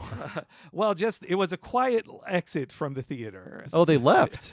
They left the theater. Not during the film. They were just like silent when the movie was over. They were talking a lot when they started the movie and were silent when they left. And also when I left the theater, like 3 different groups of people were like, boy, I didn't like all of the R word in this movie. Like, I don't want our listeners to think that that's what the movie's about, though, because there's very little R word and it's an actress in a scene. So it's not actually happening. I agree. I'm just thinking that, like, yes, the people in the audience I saw it with, I don't think they were prepared for even that. Like, I don't think they knew what...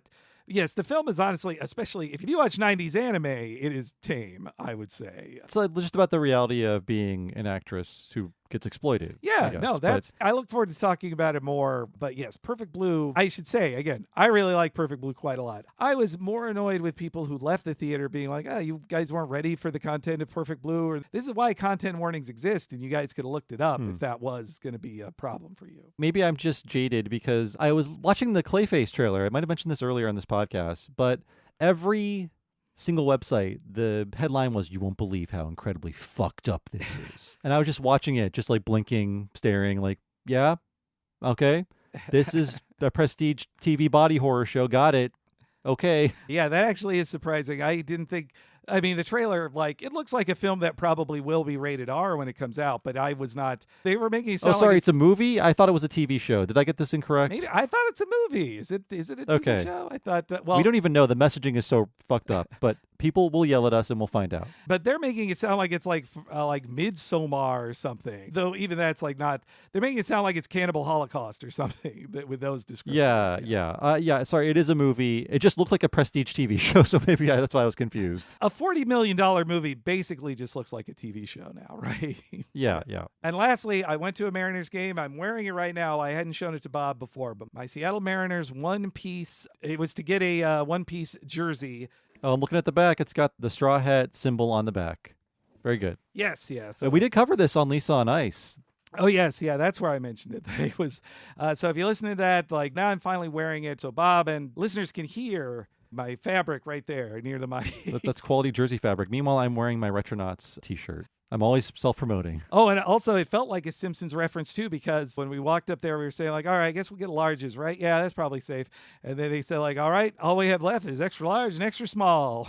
And so we ended up with extra large. But that's everything I did this month.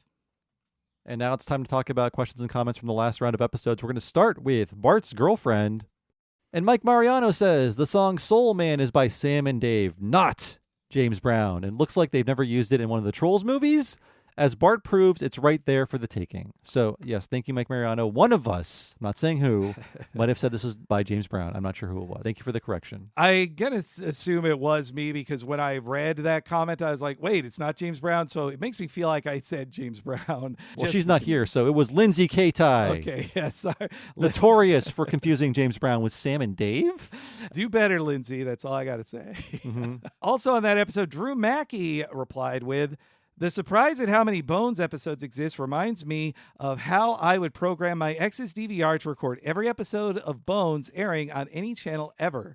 Because the lesser cable channels would air 20 episodes a day, and it would instantly fill up his DVR and erase the stuff he was trying to save. That is some ex-revenge there, Drew. Yeah, we covered Bones on this episode because Jonathan Collier, the writer for Bart's Girlfriend, went on to write a lot of Bones. That's right. As we said, he was in the Bone zone.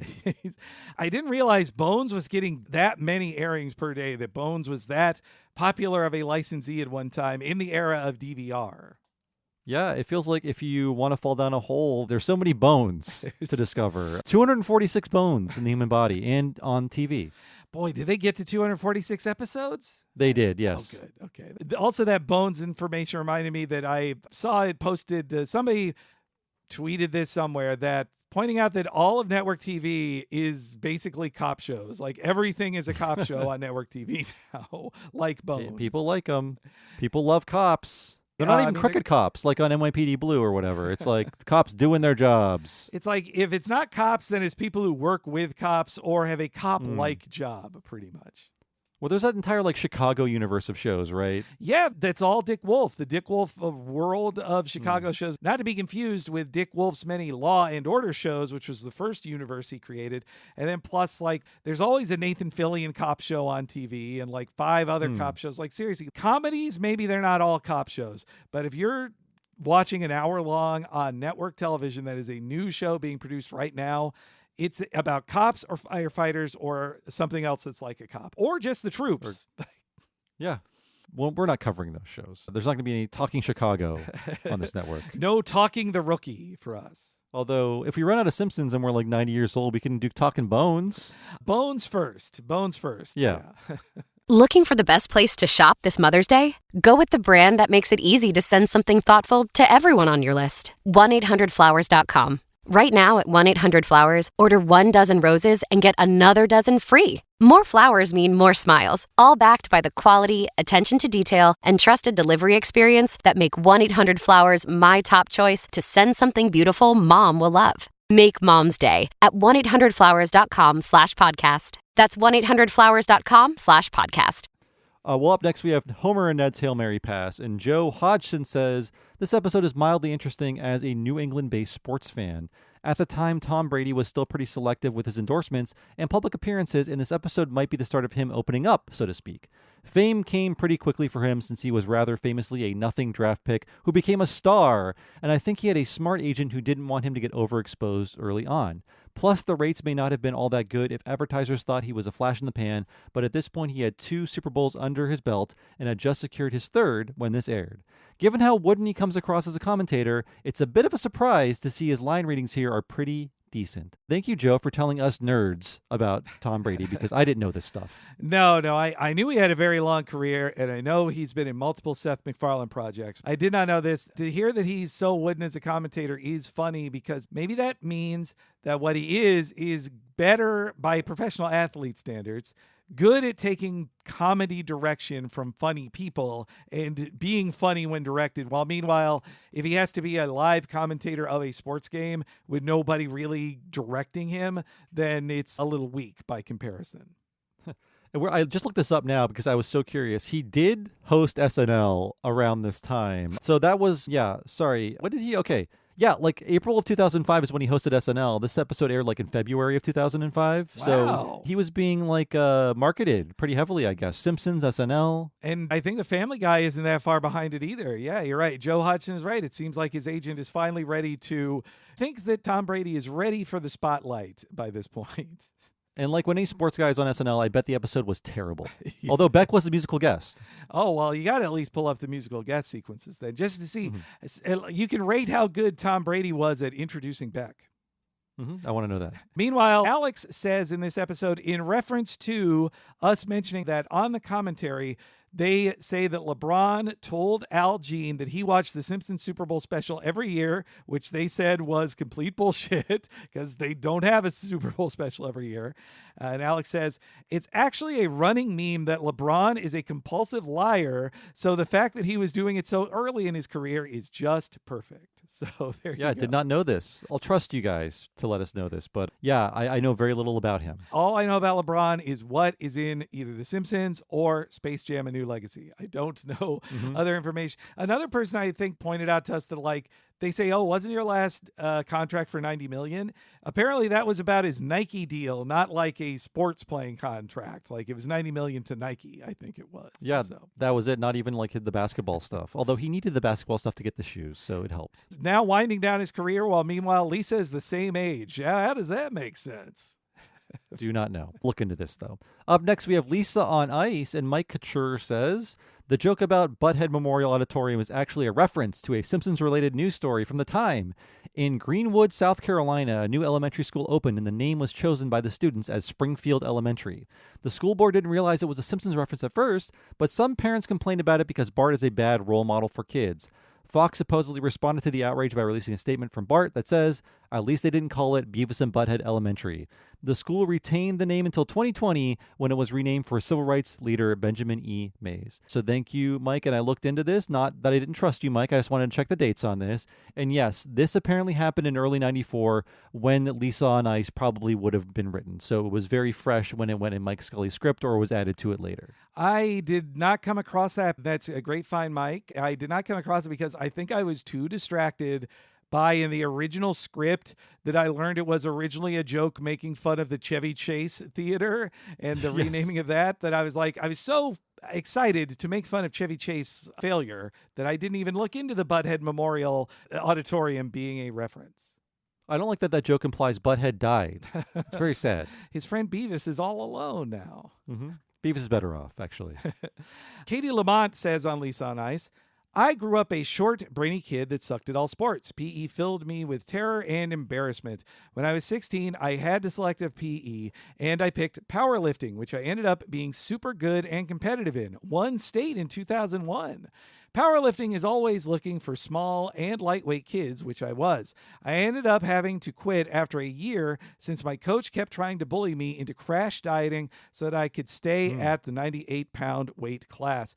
I'd already spent a year barely eating to make weight, and I couldn't do it again. It was sad to finally be good at a sport, but have to give it up so I could eat.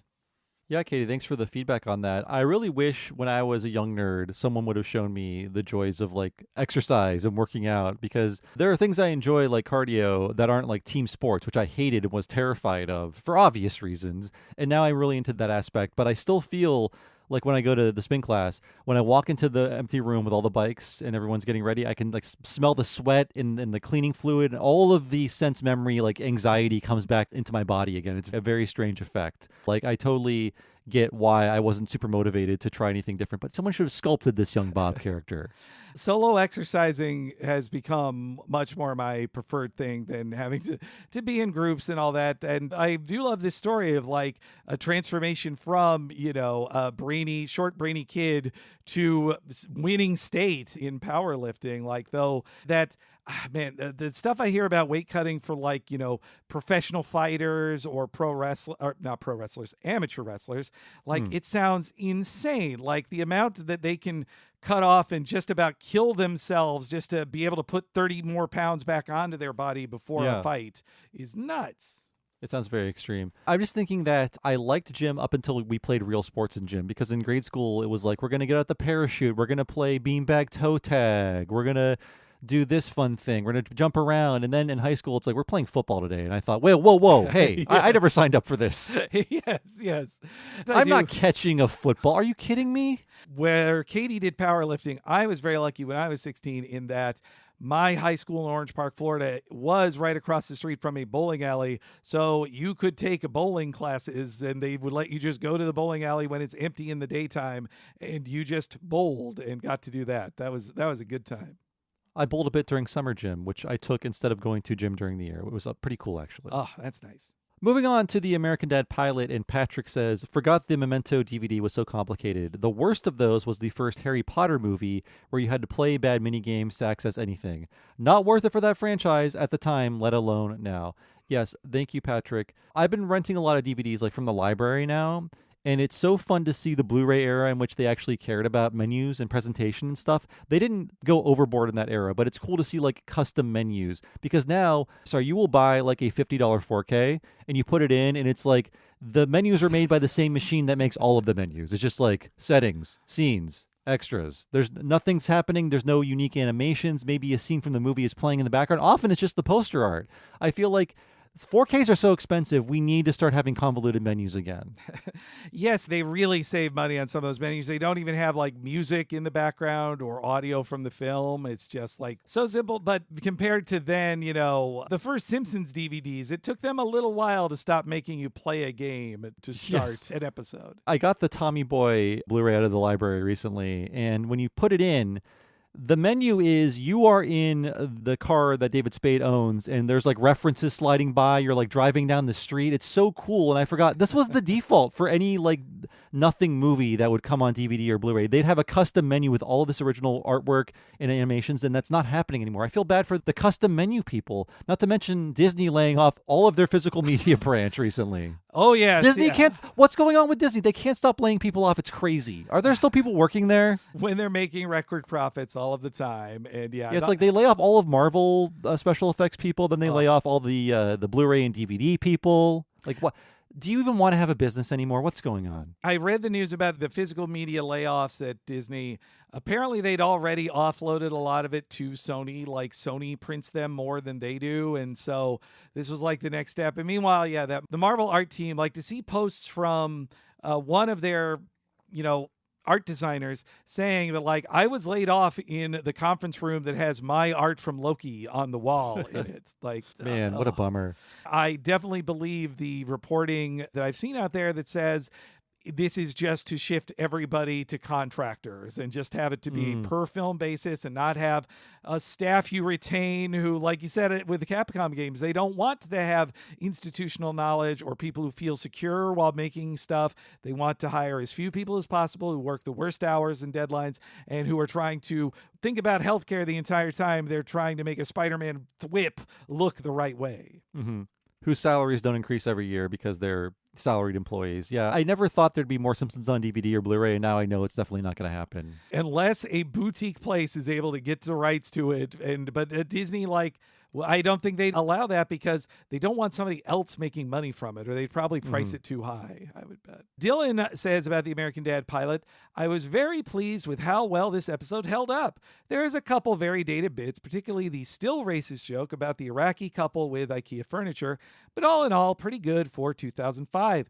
I enjoyed the first few seasons of the show a lot as they were airing and uncensored on DVD, but didn't keep up with it after maybe season 4 or so, except the odd episode and Gold Top Nuts as covered on this network. Sometime I'll need to work through it more closely. Yeah, like I said on the episode, I was surprised by how good the first episode is, even though it gets a lot better afterwards, and how quickly the show finds itself. You don't have to wait very long for it to be the American Dad you like. And it's possible we'll cover more in the future. I mean, we like the show, and there's always What a Cartoon. We can always throw in a random American Dad, but we have our hands full with The Simpsons, Futurama, King of the Hill, other things. So unless you want us to die, we're not going to be able to start a Talking American Dad anytime soon, but we love the show. And Dylan, if you stopped at season 4, the best is yet to come, I'd say. The show gets it's those season 8 to 18, there's so many strong episodes. And this most recent season, I'd still say I'm having a good time with it on the Fox run of episodes they've been doing.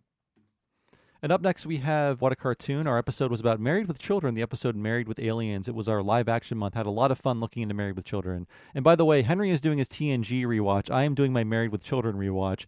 And now I've watched all of season 1. And I think, like Picard, Data, and all the rest, Al Bundy has so much to teach us.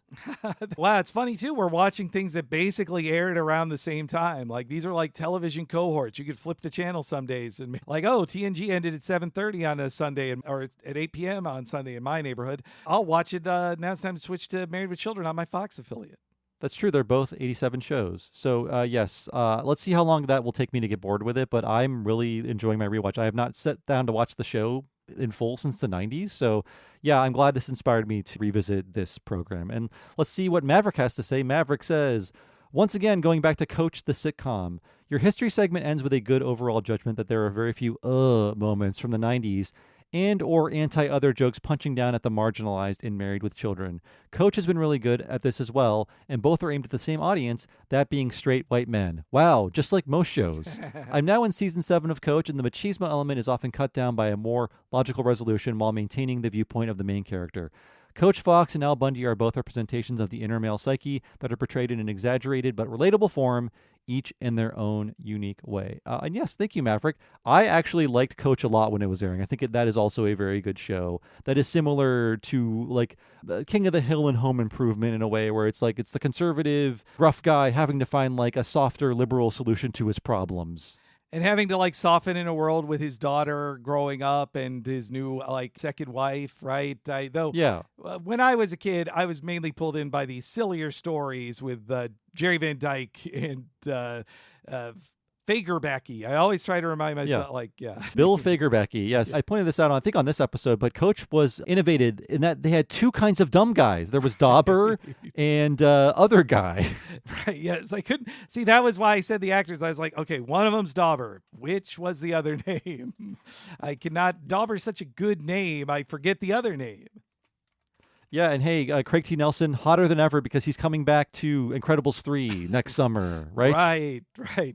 Oh, man, that was also news this month that, they finally proved that Ray Gun is a real movie that has, stills from it. The Brad Bird's movie Ray Gun actually exists, has a cast, and might come out this year. But he didn't get to make it in 2D like he wanted. It's a 3D movie because everything has to be a 3D movie. If Brad Bird can't make it a 2D movie, nobody can make a 2D movie, apparently. Yeah, that was actually my thought. I had similar thoughts when I was watching the Tigger movie, weirdly enough, where that hit theaters in 2000, and I'm sure people were like, oh, what a cynical ploy. Here's Tigger, buy the Tigger merch. But we would all lose our goddamn minds if something that looked as good as the Tigger movie came to theaters worldwide. Mm-hmm. That's how much things have slipped in the last 26 years when it comes to traditional animation. Blake R. says about Married with Children, doxing myself slightly here to thank you both for making me realize I live a mere 10-minute drive away from the Bundy house. That Home Alone mansion in Winnetka has had it too good for too long on the list of famous houses to drive by in the Chicago suburbs, much to the chagrin of the owners. Sadly, the Roseanne house exterior is just across the border in Indiana, the ultimate scandal for Illinoisans. Yes, and I replied to, who was this again? Oh, Blake, by saying, Blake, we demand pictures taken from a respectable distance away, respectful distance away.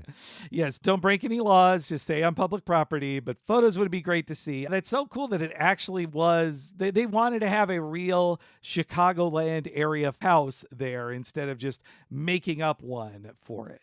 Yeah, and I'm looking, so I went to the Married with Children Reddit, which I'm on a lot now, by the way, and somebody took pictures 2 years ago, and the house is the same damn color. They never even changed the color of the house. You think they would do that just to throw people off? Yeah, wow, man, that is very different from the Las Vegas people who own the Simpsons house and changed everything they could about it to not be bothered. There is a new garage door, and there are new shutters on the windows, but other than that, it is identifiably the Bundy house. I'd love to ask the people who live there, like, has it increased or decreased lately? Like, how many people know Married with Children? Is it as popular as it used to be? And once you ask them that, they'll like cock back the trigger on the gun, Yes. Sir. The real Al Bundy would point a gun at me too, so I would just take it as reality. Yeah, but thank you, Blake. But again, find pictures, go in the house. What's going on in there? Does it look the same inside? I bet it doesn't. You know, I've heard for local things that are nearby here, I have heard that if you go to the Laura Palmer or the Palmer house from Twin Peaks that still exists in the Seattle area somewhere, that they give inside the house tours because they filmed in the house too in Twin Peaks. Well, my wife and I just watched the Jean-Claude Van Damme movie Replicant. It's bad. It came out in 2001. Nobody cared about him anymore, but it was filmed in Vancouver, and we were able to go to the Replicant house. And I said, look, honey, there's the Replicant house.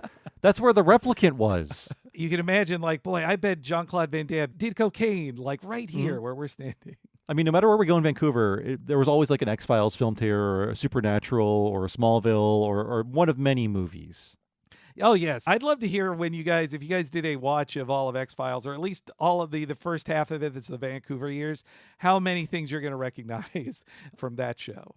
I think it'll happen. Moving on to What a Cartoon Movie, we have James and the Giant Peach, and Blake R. says, hello, Blake R. once again. Randy Newman's 2024 biography, A Few Words in Defense of Our Country, is a great read, as it provides equal attention to his studio work as well as his film scoring work. Surprisingly, Newman considers James and the Giant Peach a project very close to his heart that he had great memories of, suggesting that his working relationship with Selleck was enjoyable despite being thrown into it as a hired gun. As a Newman defender, I do argue that the score greatly outshines the lyrical work. I've listened to Andy Partridge's demos and find them interesting, but I don't know how well they would have translated to blocking in a stop-motion film compared to something as dynamic as That's the Life for Me. And yes, thank you, Blake. It seemed like Randy Newman was just like, I guess I'm writing about bugs, but it seemed like he had fun with the movie. I agree. I really like his scores a lot more than his lyrics, and this has a great score. Looking forward to Toy Story 5 this summer because Randy Newman's back. I'm sure whatever song he writes will have abysmal lyrics, but hey, the tune will be fun. That's nice to hear when a biography actually digs into something you think they'll probably skip over, like autobiographies or memoirs or a new biography on somebody with as huge a career as Randy Newman. You either get like a 1,000-page book that covers everything, or they just skip over tons of stuff. So I wouldn't have thought they'd dig that much into James and the Giant Peach. So I loved hearing that. Like that, it was like, I remember the Bob Odenkirk memoir actually did dig into many of his projects, even stuff that I was like, well, he won't want to talk about Let's Go to Prison, right? But he wanted to be honest. And he's like, yeah, it sucked. Like, and I made it bad. I apologize. Yeah, a few people want to talk about the Let's Go to Prison in the Solomon Brothers era of Bob Odenkirk. Yes, they're same. And he has all this praise for the Birthday Boys, but also saying, like, you know what? It probably was the last time we could do a show of all white guys as the sketch here's show. 12 of them. Yeah, there's so many white guys. And we love them all. We love all the And some of them have been on our podcast. Yes, they're great. And somebody named Nina Matsumoto. Never matter. Nina Matsumoto says, only in Canada and the UK, and authors who are citizens of those countries, thanks to the PLR program, get paid for, I believe this is referring to when, authors get royalties for the libraries checking out their books, right? Yes. America doesn't have a program like that. Also important to note, there's a limit. We can only make royalties for up to 8 checkouts. Still helpful, though. I made a little over 1,000 from libraries in 1 year. Sorry, I'll say it again. So I mistakenly said that. Oh, sorry. Do you want to say that again? Oh, yeah. Sorry. Let me. I made a little over $1,000 from libraries 1 year. So yes, on the podcast, I mistakenly said that this is a universal truth that authors get money from library checkouts. Only in the Canada and the UK did this happen. So if you're going to check out a library, across the border first, and then get the books out of the library. America should do that as well. I would love to see that kind of program in America, but I just hope that libraries can survive another decade of existence. Me too. It is. I feel like because of our Patreon, we kind of get royalties for all the work we've done based on subscription. So I consider those royalties, and that's nice.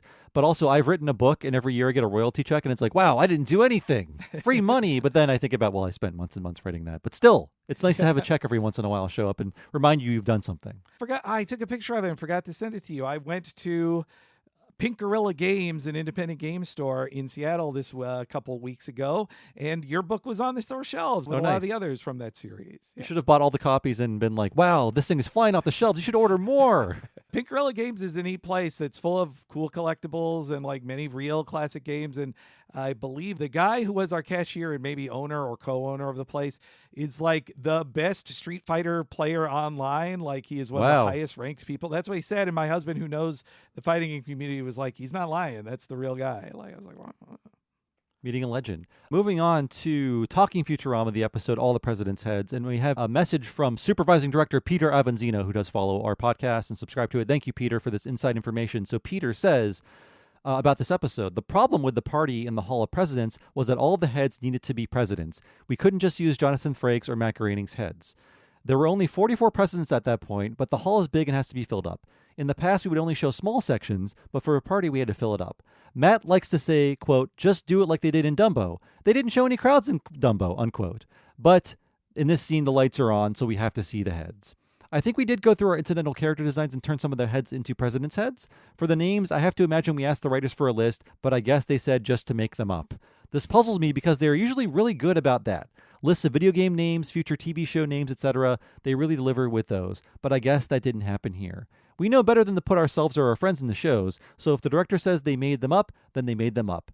Thank God no presidents had to have tears in that scene. So a fun little slam on Matt Groening, who is very particular about his tears. But thank you, Peter. We were wondering why are all these random heads in here? But my solution would have been the other heads come into the Hall of Presidents and join them. I would add that amendment to the script maybe without their permission. Yeah, it's an entire head museum. It's not just the president one. I'm glad to hear from Peter this further insight into it because, yes, Matt Groening was not happy with it on the commentary. He's grousing about it. And it was funny to hear Peter say that Matt Groening still says, just do it like Dumbo. They didn't show any crowds in Dumbo. I heard that him say that on a commentary from 2002. Dancing Homer, I think. Right. Yes. Yeah. So I was like, guys, why do you draw the whole crowds? They didn't draw crowds in Dumbo. It's this scene called for crowds, and you guys always want crowds, don't they?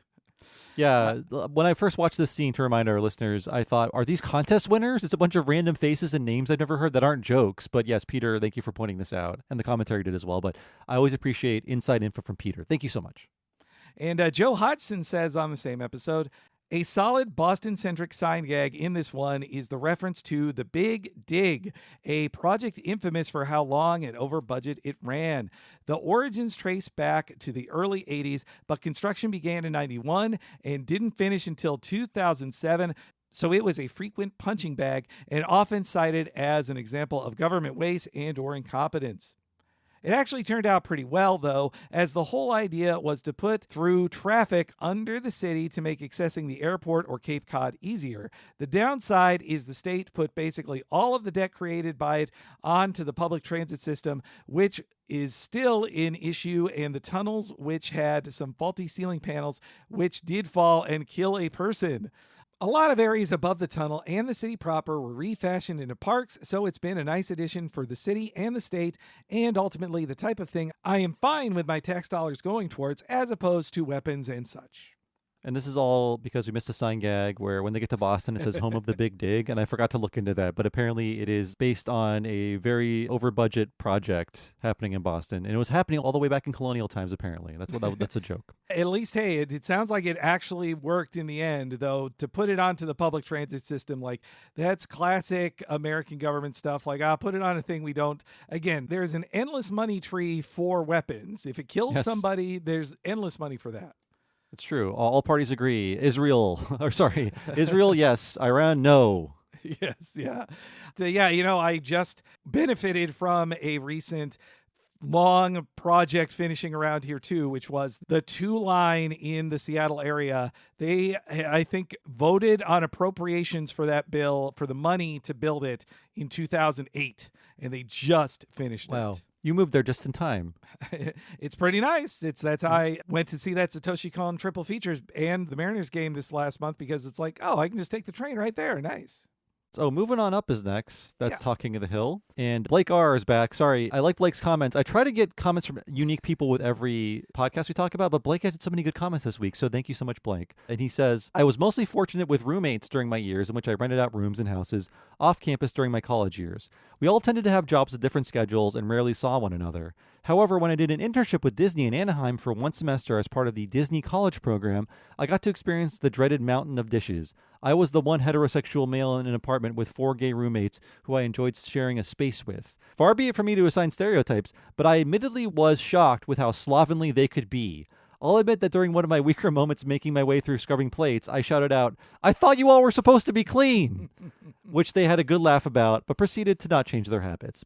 I think the issue is once you make it clear that you are the one who will cave to cleaning up after other people, all bets are off. And yes, Blake, that does happen, sadly. But also, Blake, thank you for standing up for clean heterosexuals everywhere. We're out there. Some of us like organization and scrubbing and cleaning and mopping. And just like gay slobs, we like to challenge those stereotypes that we're clean people. No, that's very funny. He probably thought like, oh, right, gay roommates, they're going to be cleaning up everything. Like, we'll work on this together. I'm attracted to women in freshly vacuumed carpets. I matter. The dishes they can be a real thing. I think my only, non-romantic roommate I've had, we shared the dish responsibilities, I think, pretty good. I bet I was about 60% of the dishes, but I made more dirty dishes as well, I would say. And in our final comment, Jonathan says, for about a year or two in high school, I shaved my legs and thankfully didn't get teased too much for it. The impetus was that I played soccer and wearing shin guards and sweating profusely made my legs feel gross, so I started shaving to make it easier. I'm sure there was an element of experimenting with gender expression as well, but I had that sports excuse ready to go whenever someone would ask me about it. Eventually, I stopped playing sports and also got too lazy to keep up the habit. But I have to say, the feeling of having just shaved your legs is pretty nice. You know what? I might be there one day, but it's enough of the pain in the ass to like shave my face every day. That's not very much skin, although it's more complicated than a leg. So who knows? Maybe it's easier to shave your legs. I hate shaving my face so much I grew a beard. So credit to anybody who enjoys shaving their legs, like even with, doing it with like soap and stuff. But yes, also if you're a man who wants to, as Jonathan puts it, experimenting with gender expression, your cover of like, it's for sports, like is an easy one to guard yourself from hateful people. You know, I'm doing so much cardio. I need to show off the gams. So maybe it's time to raise that forest this summer. Feel the cool Vancouver breeze on my skin. At least the calves more often, right? Like, they're probably looking pretty good these days. They're pronounced. Pronounced calves. Settle down, everyone. Yeah, that was Talk to the Audience. Despite nothing happening this month, we talked for 2 hours. But I think it's because Henry and I are on a roll. We already recorded a 2+ hour podcast earlier today, so we just can't shut up. We can't. It's, yes. We're too excited about World Simpsons Day. That's right. Yes. And you can't see us. We're both wearing party hats. There's like streamers in the background. And the excitement just rolled straight from that into our recording like days later. We just love it so much. It's World Simpsons week, in my opinion, honestly. But thanks to all of the great comments. And again, if you're not a subscriber to the Patreon yet, know that you're missing out on some great exclusives like Talking Futurama and Talking of the Hill this month. Both have really great episodes, Cold Warriors and Bill of Sales. One we enjoyed more than the other, but both were a ton of fun to talk about. And you can also sample some poo if you sign up for the $10 level at patreon.com/TalkingSimpsons. And by poo, I mean a podcast about Winnie the Pooh. The quality of the podcast is impeccable. Ad-free and early ones for stuff like our Jellystone discussion with about the episode Space Con with Toby Jones, which is a whole lot of fun and definitely a lengthy discussion. Well, thanks everybody for listening, and thank you for being part of our community. We will see you next week for another episode of Talking Simpsons, and next month for an entirely new episode of Talk to the Audience, and we'll see you then.